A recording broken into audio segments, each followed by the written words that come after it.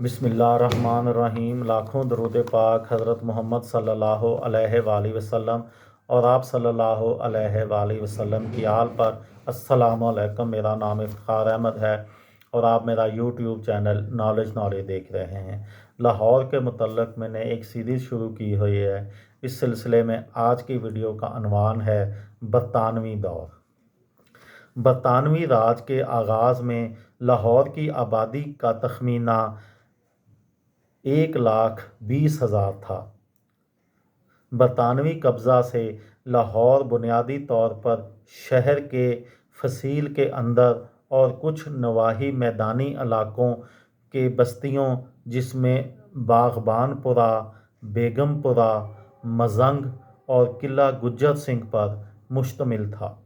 برطانوی دور میں اندرون لاہور پر زیادہ توجہ نہیں دی گئی اور ان کی تمام تر توجہ لاہور کے مضافاتی علاقوں اور خطہ پنجاب کے زرخیز دیہی علاقوں پر مرکوز رہی۔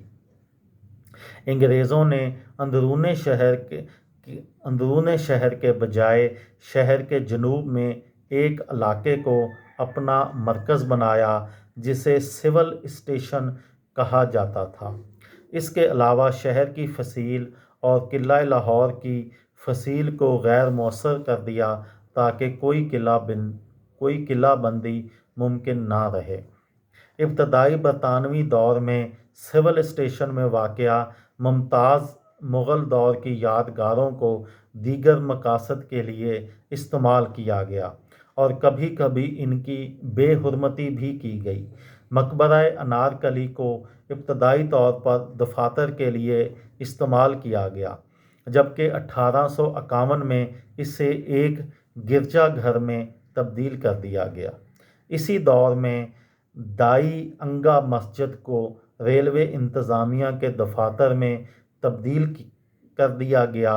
مقبرہ نواب بہادر خان کو ایک گودام اور مقبرہ میر مانو کو ایک شراب کی دکان میں تبدیل کر دیا گیا۔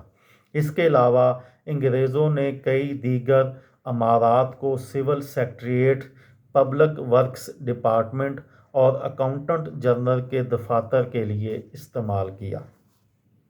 1857 کی جنگ آزادی، جسے انگریز غدر قرار دیتے ہیں، کے بعد شہر سے باہر لاہور ریلوے اسٹیشن تعمیر کیا گیا۔ اس کے ڈھانچے کو قلعے کے انداز میں موٹی دیواروں میں توپیں داغنے کے سوراخوں کے ساتھ دفاعی حکمت عملی کے تحت تعمیر کیا گیا تاکہ مستقبل میں ممکنہ بغاوت کی صورت میں ایک حصار کے طور پر یہ کام آ سکے۔ برطانوی دور کے اہم سرکاری ادارے اور تجارتی مراکز سول اسٹیشن کے 1.5 میل کے علاقے میں مرکوز رہے اور اسی کے پہلو میں مال روڈ بنائی گئی، جہاں لاہور کے فوجی علاقوں کے برعکس برطانوی اور مقامی لوگوں کے اخلاط کی اجازت دی گئی۔ مال روڈ لاہور کی شہری انتظامیہ کے مرکز کے ساتھ جدید تجارتی علاقوں میں سے ایک ہے۔ مال روڈ کو بعد میں شاہراہ قائد اعظم کا نام، پاکستان بننے کے بعد مال روڈ کو شاہراہ قائد اعظم کا نام دے دیا گیا۔ یہ تھی میری آج کی ویڈیو۔